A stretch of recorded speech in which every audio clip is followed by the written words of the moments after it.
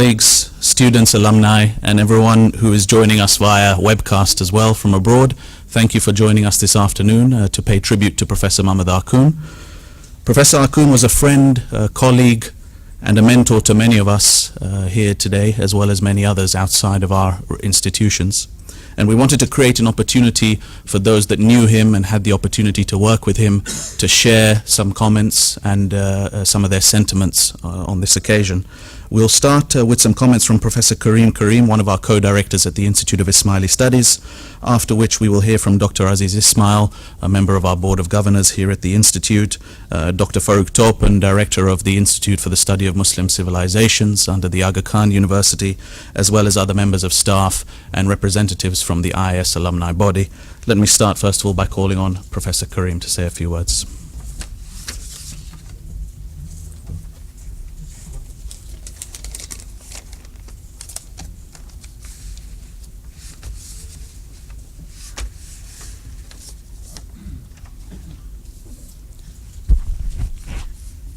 Thank you, Asif. Welcome to you all, those of you who are in the room and those of you who have joined us via the internet. As you know, this is a tribute for Professor Muhammad Arkoun, who passed away on September 14th, last month. Professor Arkoun, as all of you know, had great respect for His Highness, for the Ismaili community and for the IIS. And all of us admired him very, very deeply. He made his first presentation to the IIS in 1983. Unfortunately for me, I had just finished my studies here at the IIS and had left, and when I heard about this, I was a little disappointed. But I was resolved to acquaint myself with his work, and his work had a huge impact on my own formation and understanding of the Muslim world and of Islam. I used him extensively in my doctoral work and in my writings. Those of you who knew him will know that he brought a very strong passion to his work, to his intellectual endeavor. And he had an uncompromising intellectual rigor. He certainly brought a certain steadfastness in his intellectual understanding of Islam, of Muslims, of the past and of the contemporary world. And he was able to pass this on to us. Of course, there are a number of viewpoints that are expressed in the IIS, and his was a very, very strong one. He contributed significantly to our teaching here, as many of you know, especially the alumni, that he taught in Jippish for a long time, but he also taught in a whole number of other training programs of the IIS. He was a member of the Board of Governors of the Institute, and also, since 2009, a member of the Academic Steering Committee. A newspaper in September remarked after his death, "Plus que jamais Muhammad Arkoun. There will never be another Muhammad Arkoun." Those are the thoughts I'd like to end with. Thank you.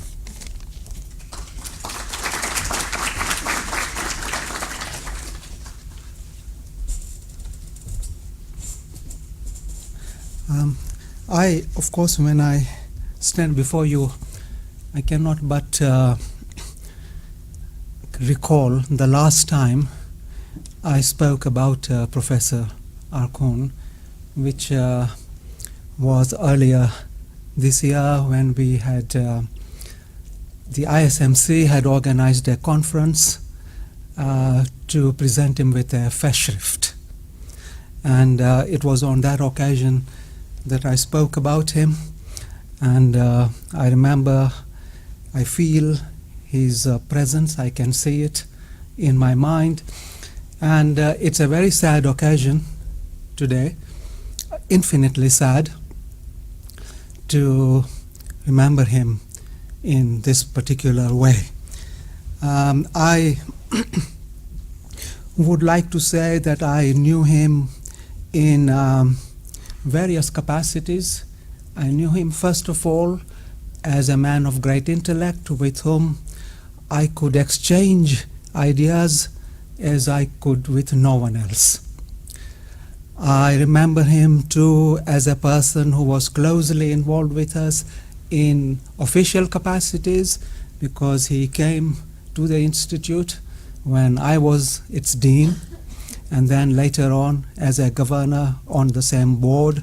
We worked together, and he left a deep imprint in our thinking of our programs, including the new graduate program that we developed, about which he was extremely excited. And I know that he cared deeply for the IIS and for its potential, and above all for its students and alumni. I will leave them or their representative to talk about the mark he made on them. But I'll mention one or two things in passing, because I was privy to some things that he said to me, which are very poignant indeed now to recall. I said, you see, there was never anyone with whom I could share ideas in the way I could, because when in the 70s and 80s I found myself in a situation where I had perceived Islamic studies to be, I had a background coming from the community that I did, deeply in a traditional way of life and traditional thinking. And then I did literary studies and European thought. And I always found it very difficult to find people with whom these two worlds could meet. It was a struggle in me to try to look at the world in ways in which both traditions and faith could speak at the same time as the literary and the philosophical and the intellectual heritage of the modern European and Western worlds. And he was a man who incarnated this combination. So when I met him, which was in the mid-80s for the first time, and it was a time when I had written a little paper on Islamic humanism, very modest thing, but it was part of a group that His Highness had set up for the community in the United States to try and develop programs along the lines that we had been thinking about. And he was a member of that group. And when I met him, although I did not know him, and at first I was somewhat, I have to say, intimidated, because when Professor Arkoun spoke, it was very hard for anyone else to speak. And so I did not have much experience of a conversation or an exchange of ideas with him at that time. But what appealed to me, what attracted to me, was he represented these two worlds that I also believe in myself have to be brought together. So that was the beginning of our relationship. And then whenever he came to London, we never failed to have dinner together. I never failed to have dinner with him in the later years after our board meetings in Aiglemont. He always used to invite me to his house, and he and his wife were very gracious hosts. And we had long discussions about the Muslim world, about the IIS, about the political world, about the world in general. And I never failed to look forward to these occasions. I know that he never failed to look forward to them. And I never failed to come away from those meetings without my mind buzzing with all sorts of ideas and questions and observations and agreements and disagreements and so on. And then we would pick that up later when we met again. Gradually, over the years, I also came to know him at a personal and at a human level, as he did to come to know me as well.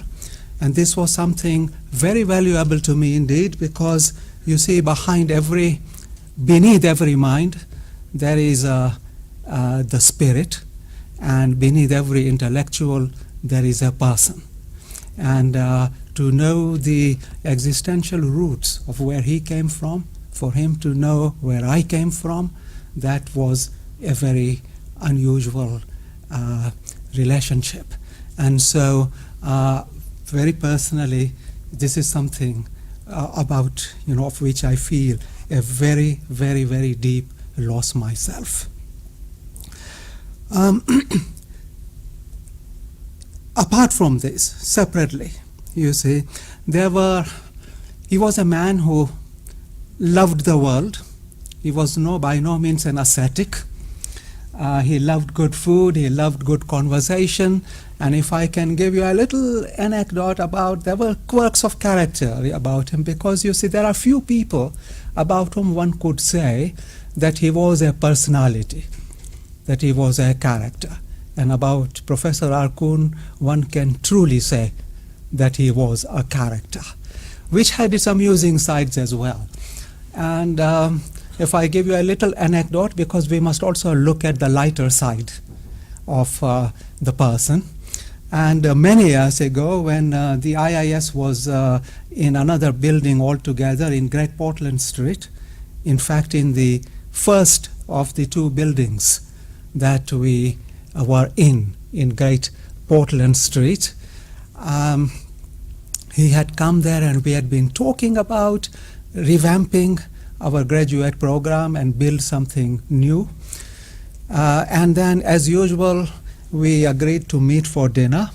And he said to me, why don't you show me another part of London? Because, we always go in this area and it's nice, but I want to see more of London.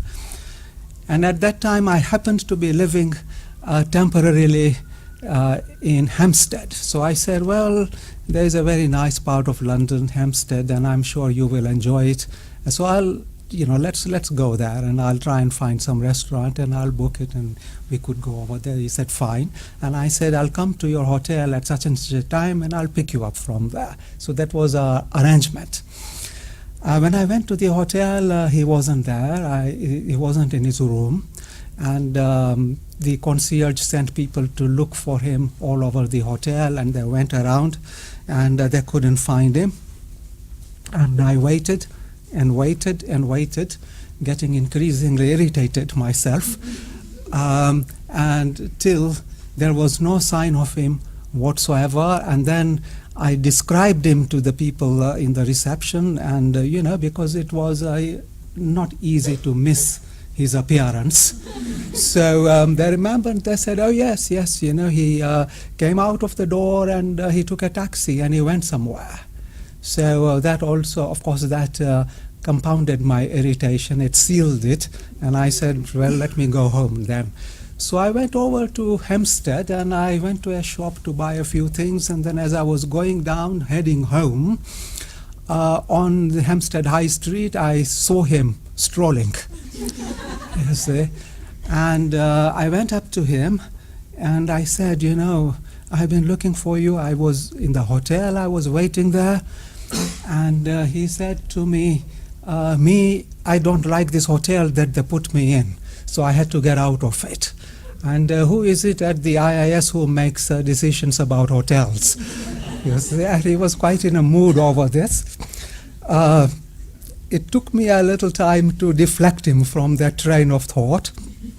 And then I said to him, but I'm curious about one thing. How did you end up here? What were you thinking of when you came here to Hampstead? He said, well, you said that we were going to meet in Hampstead. And I said, yes, but this is Hampstead, and that's the Heath. This is also part of Hampstead. It's quite a large place, And he said, yes, it's very nice. Thank you for bringing me here. And you see, at which point I had to I found that I could not make headway with that. So there were these quirks of his character, which made the man very interesting, very lovable when you were in that sort of a mood. But More seriously, for all these reasons and for the human reasons that I've mentioned, we cannot but miss him. And let me say finally, some of the last words I had with him, because he passed away on Tuesday. The last time I talked to him was on Friday, because after that he was not accessible to talk to. And I had called him a couple of days before then. I had written a very personal letter to him. I had even, you see, we had had a meeting of the academic steering committee not so long before then, and my instinct had almost been to cancel that meeting, to postpone that meeting, because we were discussing issues where his advice would have been very valuable. It only showed that I had absolutely no inkling that what happened would happen to him. I was expecting him to come out of the hospital and to be with us again. When I spoke to him, it was very painful to find that his voice was very feeble, and he wasn't able to talk very much. He was trying to say something. I could feel the passion with which he was trying to say something to me. And he said, thank you, he kept saying. And I said, what are you thanking me for? And he said, everything. And then I said, please relax, look after yourself. And then he mentioned students. He said students, IIS students. And now he couldn't string a sentence together. So I didn't really know. I couldn't tell what he was trying to say about the students. It also was a fact, apparently, as I discovered, that he hadn't yet marked the essays of the last batch of students whom he had taught. Whether that was that or something more general, but I had to leave the telephone, put the telephone down, because I couldn't have a conversation with him, and I didn't want to tire him.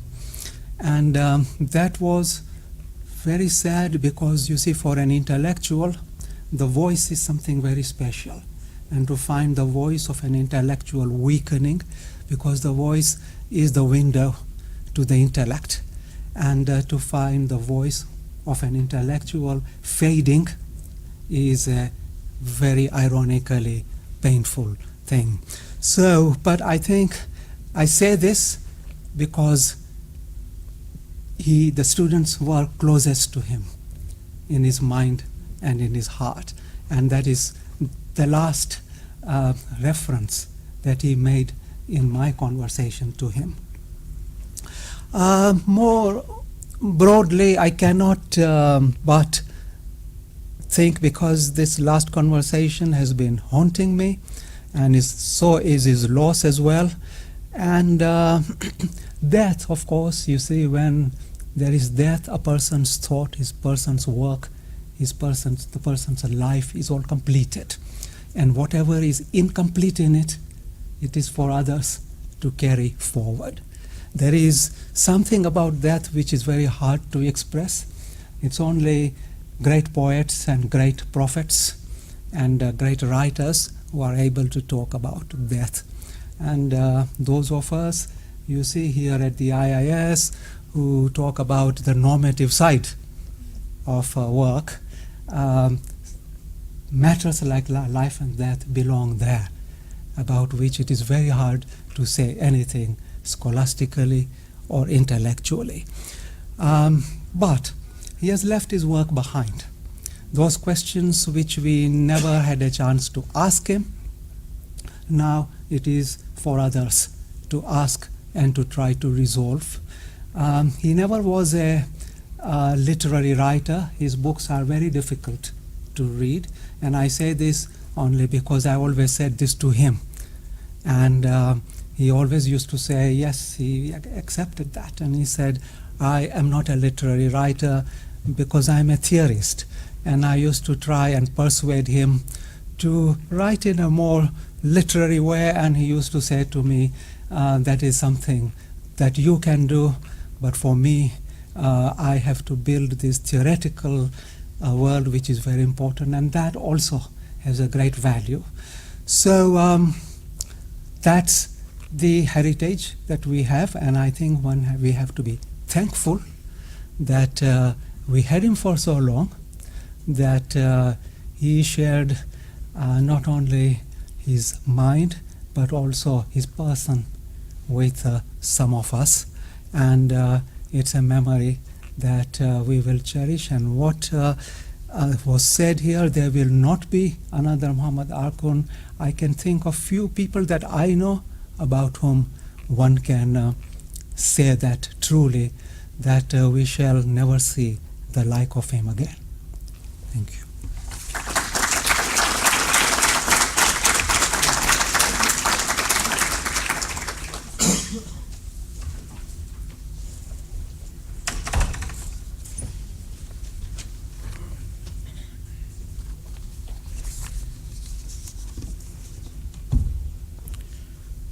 Ladies and gentlemen, although I'm speaking as a representative of the AKU ISMC, that is the Institute for the Study of Muslim Civilizations, I actually met Professor Muhammad Arkun almost 3 decades ago, perhaps, at the IAS, when I was at that time a member of the team of scholars who were putting a program together.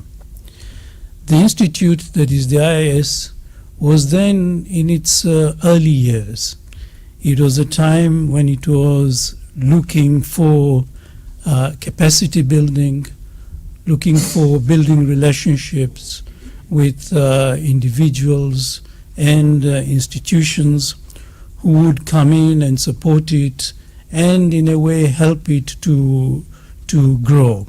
It was at that time, at that nascent, if you like, institute, that the institute had the fortune of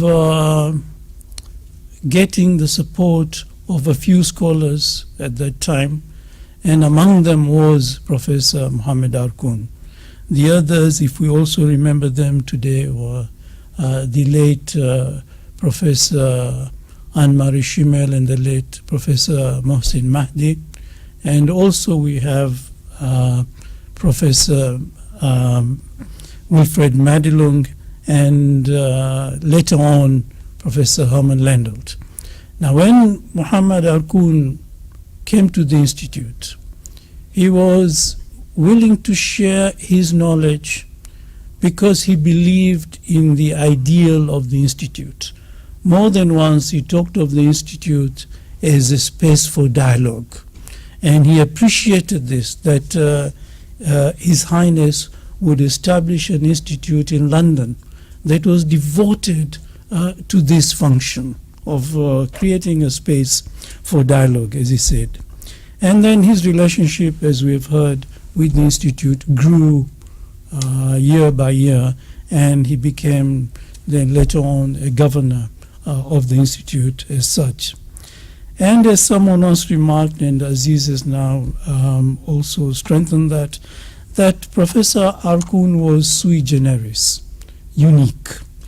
And what made him unique was his passionate and strong advocacy, if we took it from an academic point of view, of an approach to the study of Islam which was drawn from the humanities and the social sciences, an approach that the ISMC also in its own way is or has adopted. And when you look at the range of disciplines, we find that Professor Arkun has drawn from them, from philosophy, from linguistics, from history, from anthropology, and from these wide range of disciplines, he drew and added something of his own, that X factor, and he made connections. And it is those connections which he applied to the study of the Quran, Muslim theology, history, philosophy, in fact, to a wider, very wide subjects, as it were. And then what he had to say was enthralling to his audience, both because of its content, but also because of the way he delivered his lectures, the way he put across his ideas. And in that, I'm sort of tempted to use the word seductive, that he was very, very not only projecting his ideas passionately, but he was also seductive in the way in which he drew in to his arguments, to his insights, to his words. Words are very important to Professor Arkoun. I'm sure some of you would remember his orgies, anthropology, epistemology, ontology, and he used them in his own context in a way that he gave meaning to those particular words in his own way. And when you did that, you sort of sat up and scratched your head and you asked, what did he mean? What did he mean by this particular word, as it were?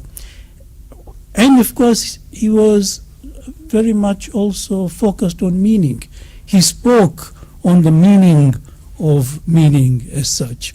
Well, we will miss him as a person, as a scholar, as a human being who became one of the most illustrious scholars of Muslim thought of the 20th century, and who spoke to the world through his lectures, his books, and other works. And some have been translated into several languages. We at the Institute are proud of the fact that we had what we now refer to as the Arkoun Conference last year, and that the publication which will come out of that is going to be edited by two people, two scholars, one from each institute, Dr. Aziz Ismail and Professor Abdul Filali Ansari. Now, the Times once referred to, I think this was in the mid-80s, and I don't have the quote with me here, but it once referred to Professor Arkoun as a scholar whose liberal thoughts could be a bridge between the East and the West. And to me, that is a wonderful tribute to a scholar who belongs to both worlds. Thank you.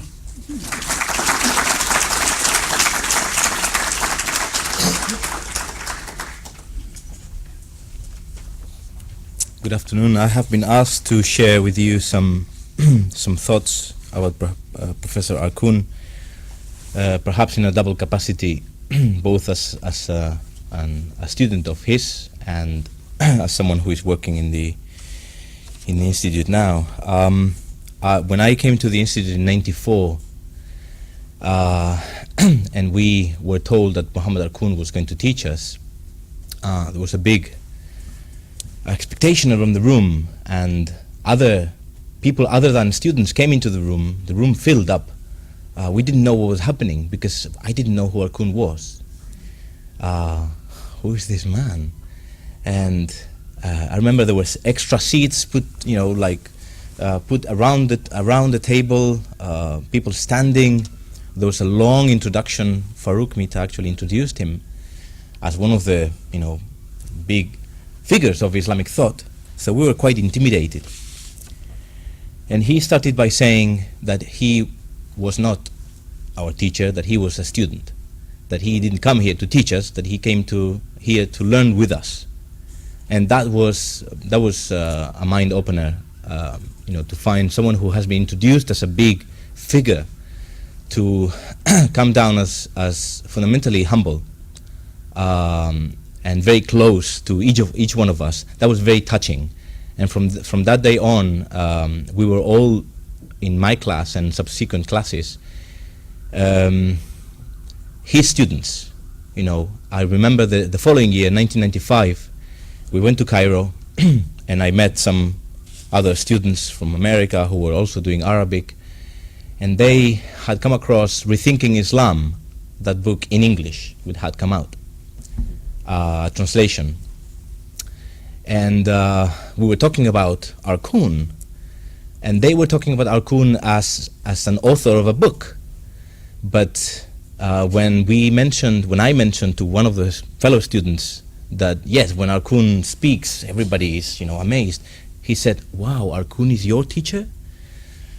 So again, another recognition that he was something special. But to us, he was special. But he was really a fatherly figure. He was very close to us. I will share with you a very intimate thought that I've had for the past 16 years, which is that when I came to London from Spain to do a postgraduate course in Islamic Studies and Humanities, I was probably expecting some kind of answers to some kind of, can you call them prayers, can you call them thoughts, whatever you call them, I was expecting something. And in Arkoun, I found the answer to some of those thoughts, and in a way which was both, it was paradoxical, because his teaching was deeply intellectual, but at the same time he touched our hearts, and therefore we gained, if I dare say, spiritual elevation from this deep intellectual engagement. He really broke the molds that I had in my mind, where Sufism was one thing and Falsafa was something else and the history of Islam was something else. He broke with all these barriers in a way which was illuminating. That's the only way I can describe it. He also, we remember the way he spoke English, the way he sometimes struggled with the concepts, with the accent. I come from the European continent as well, so I felt an affinity with him. But he kept saying one thing. He kept telling us, "You don't have the tools. You don't have the tools. We must acquire the tools." And the whole course with him and the whole interaction with him was about these tools, and what tools are you talking about, and why do we have acquired these tools, and what do we do with them? I'm happy that he has been described as a theorist, because he clearly left many ideas and many proposals, many projects, which I dare say he hardly completed. He wasn't there to accomplish something on the ground, but to put forward and to provoke and to inspire people, and to invite people to use tools from different disciplines and apply them.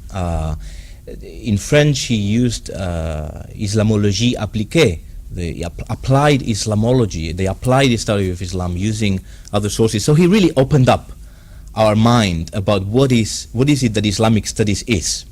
I remember going to a book fair and buying this book, and I was very proud of it, so I brought it to his class. It was called An Anthology of Islamic Literature, and he picked it up and he said, "You see, this is what we shouldn't do. Islamic, what do you mean by Islamic?" He's questioning. He helped us question, really, in a way which was. We all know that in academia you question things, but creative thinking or destructive thinking are two different things, and they're difficult to combine. He helped us really pursue a questioning which was highly creative. And now I move to my reflections as someone who has been involved in Quranic studies for the past 5 years. Of course, Muhammad Arkoun was part of the Quranic Studies Steering Committee, which had been set up to engage in this new enterprise, which originally was not part of the IAS mandate, but which reflected really the values of the institute. And even though I wasn't part of those discussions, and those were at a very high level, he was of course instrumental in the creation of QS and what it should be.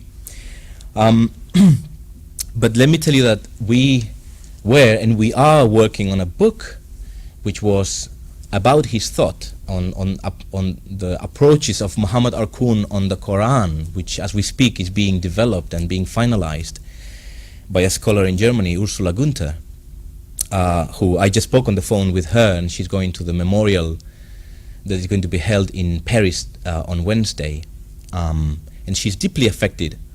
She was intimately connected with him, and we can, she was never a student of his, but we can connect on a certain level of sympathy and also on an intellectual level. I emailed Professor Arkoun in April, and I said, Professor, I have been thinking about this since 1994. How about if we translate your book Lecture du Coran into English? And he said, yes. So he sent me an email and he said, but I want to revise it. What chapters do you want to include? So he asked me, you know, he was up here and I was down here, and he asked me, what do you want to include? And I said, well, what do you want? I'll check both editions, and I started to do the work and checking the two editions that have come out. And he actually emailed me 2 revised versions of 2 of the chapters. And this really brings me to the fact that he was a creative thinker. He wasn't someone static.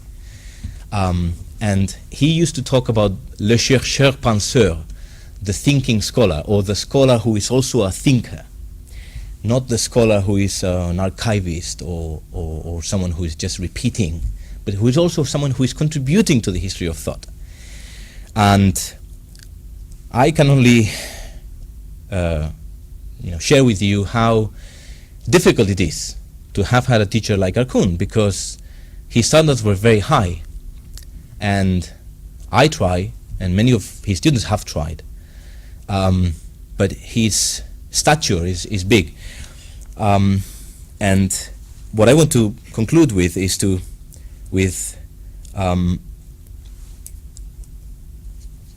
a question perhaps for the Institute, or perhaps for the wider institutions, and perhaps a proposal which has to do with the ideas that he put on the table for us, and also his creative character.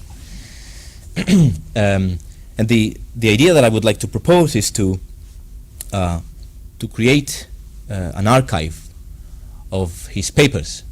And I'm not only talking about his published works, which are available, but his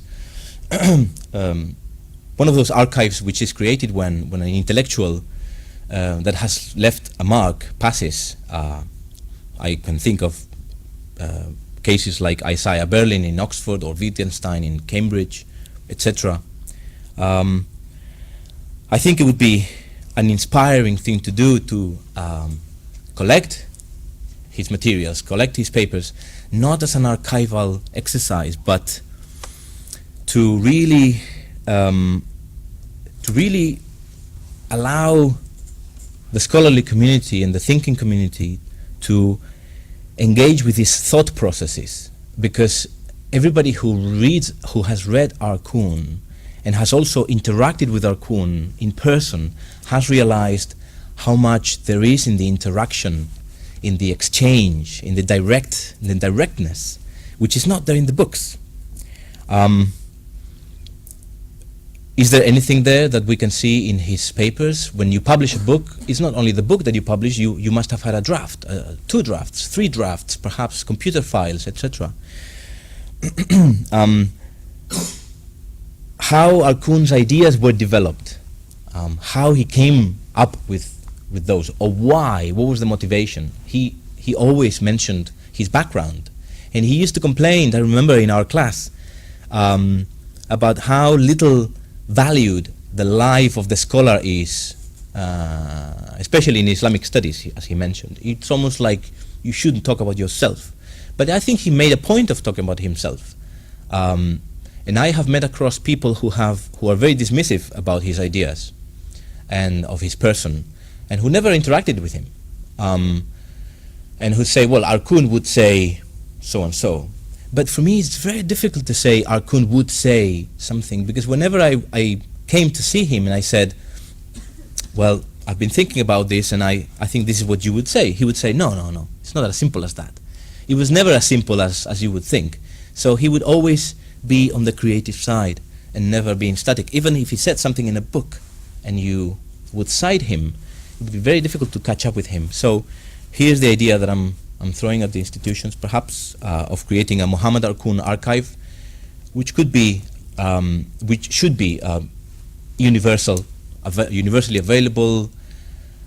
People in the Maghreb are claiming him now. People in France are claiming him now, pretty much a posteriori.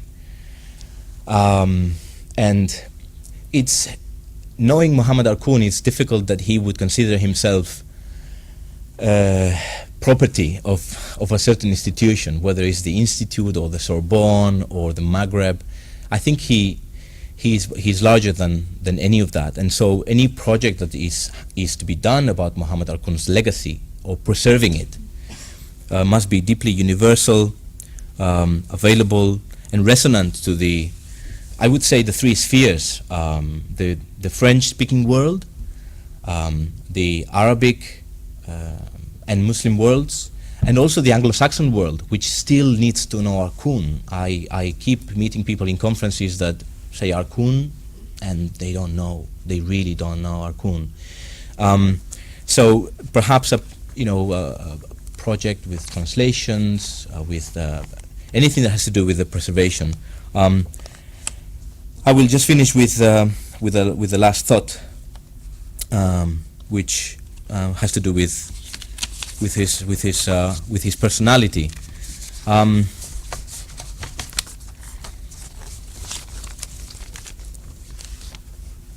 I've already said this. He was a fatherly figure, but it's really someone that you look up to, and he's not only a teacher. So I don't want to look at the past, and I would like to be able to build on what he has left us and look at the future, and really be able to take on the creative side of things rather than recreating in the past. Thank you.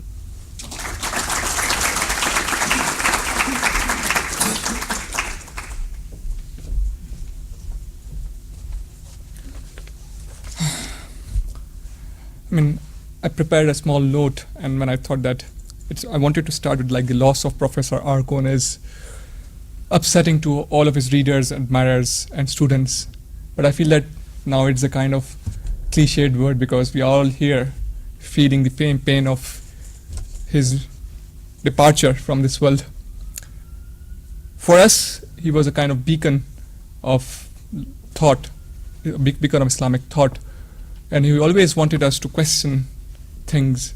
And I believe his departure meant a bright light of critical scholarship on Islam has extinguished.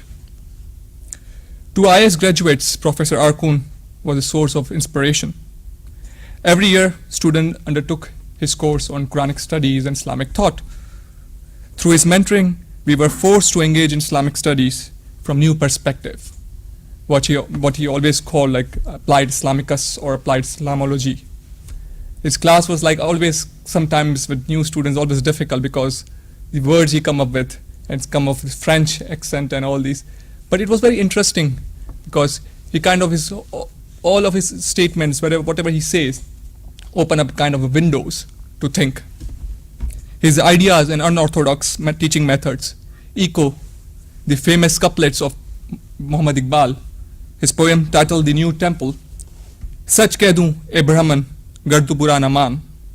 Shall I tell you the truth, O Brahman, but don't feel sighted. Tere sanam kadon ke but ho gaye purane. That these idols of your temples are mightily outdated. That was his way to look at the world, and this was the way he asked us to examine the subject of Islamic studies and Islamic thought. His love of Islamic studies and enthusiasm for teaching were overwhelming. As one of the alumni recollects, we used to see him early morning at 9 o'clock, eagerly waiting for us, while others highlighted that he was an exceptional teacher who had encouraged us to seek knowledge and to be eager to taste the fruits of what he used to call the untouchable truth. We will cherish our memories from his class when he taunted us by referring that we are the victims of institutional ignorance, and would advise us to overcome this ignorance by engaging the subject of Islamic studies with interdisciplinary methods and tools, for which he always tried to make us question all the existing categories and boundaries which were held sacred and untaught. With his childlike laughter that filled the room with joy and occasional paternalistic anger, he wanted us, the IIS graduates, to be his accomplice in venturing about thinking the untaught in Islamic thought. What distinguished Professor Arkoon, as one of the alumni very well put it, his worries concerning the future of Islamic studies. And I'm sure that we all deep in our heart know that his influence on Islamic studies will always remain with us. For us, he is a true hire of Ibn Rushd. However, unlike Ibn Rushd, Professor Arkoon did not seek two languages, one for the masses and one for the elite. Professor Arkoon had no time for apologetic discourses, no matter how sophisticated they were. He wanted scholars as well as the religious communities to face up their histories and reform their theologies accordingly. Yasin al-Tamlil of Al-Akbar claims that death defeated Arkoon before he won the battle of Islamic enlightenment. As a representative of IIS alumni, I wish to challenge this view. Gallants like Professor Arkoon are never defeated by death. His work transcends his life, and he will always remain in the souls and in the writings of his students. To conclude, I wish to say on behalf of the IIS Alumni European Chapter that Professor Arkoon may have started the project of Islamic reason and Eurocentric modernism. He may have started the project to challenge these categories through using a historical methodology. But now he has a group of soldiers who will carry out his mission and win the best battle of Islamic enlightenment with the weapon of critical thinking and reasoning which he equipped with us. Thank you.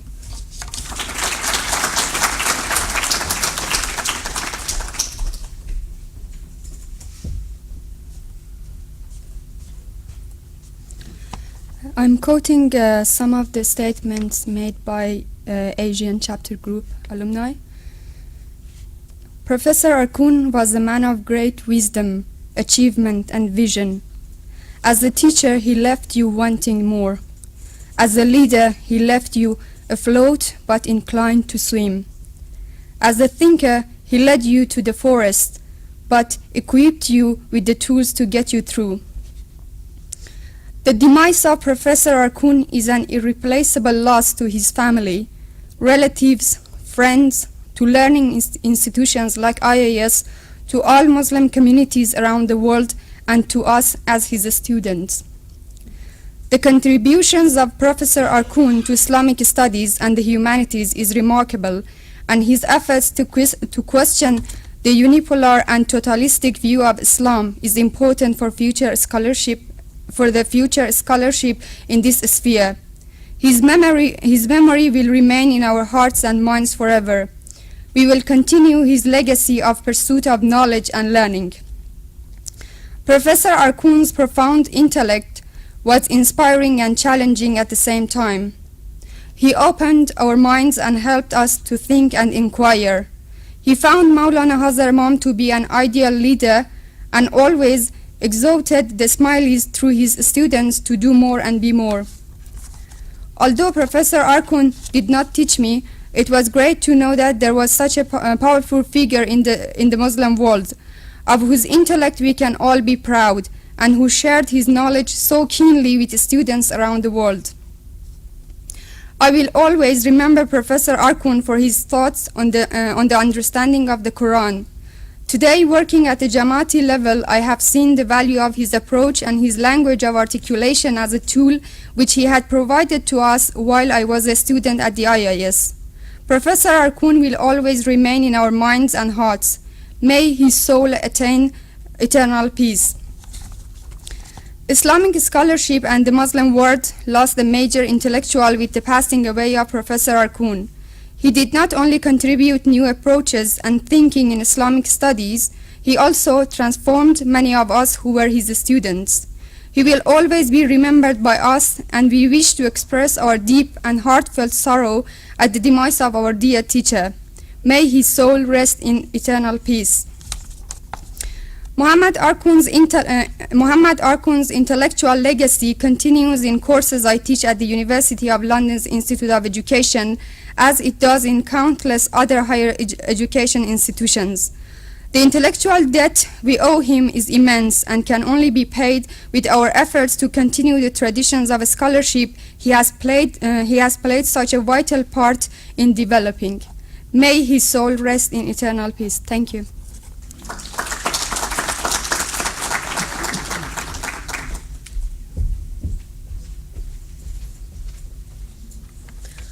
I'll be reading some statements about Professor Arkoun, sent by the alumni of North American Chapter Group.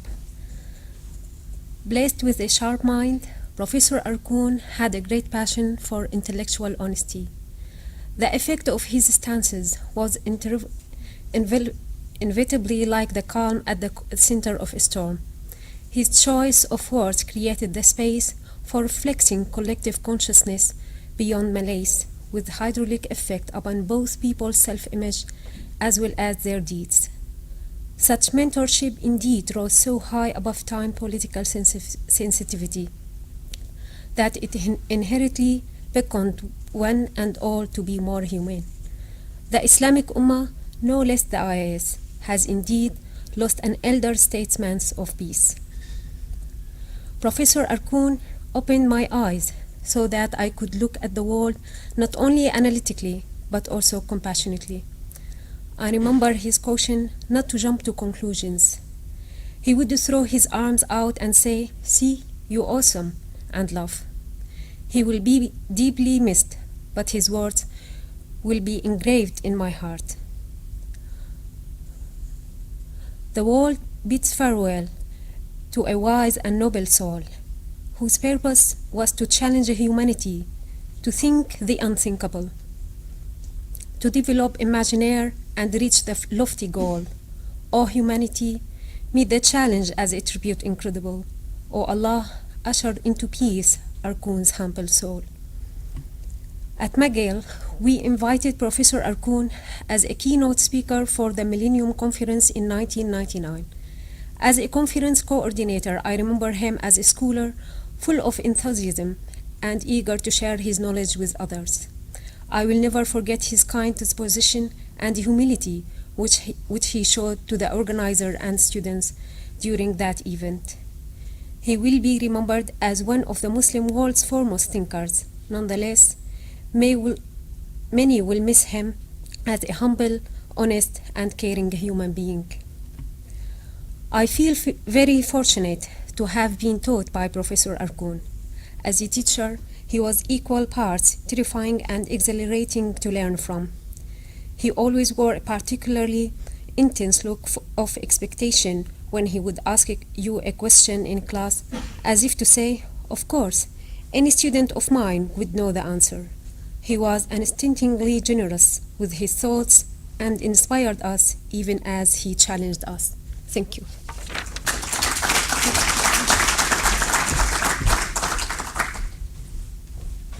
Thank you to all of you for joining us this afternoon, and all those who are viewing us via webcast as well. This brings the formal portion of our tribute to a close. Anyone that wants to take the podium and stay behind afterwards to share thoughts with the group, the podium will be open for you to do so, but we thank you again for joining us in this tribute.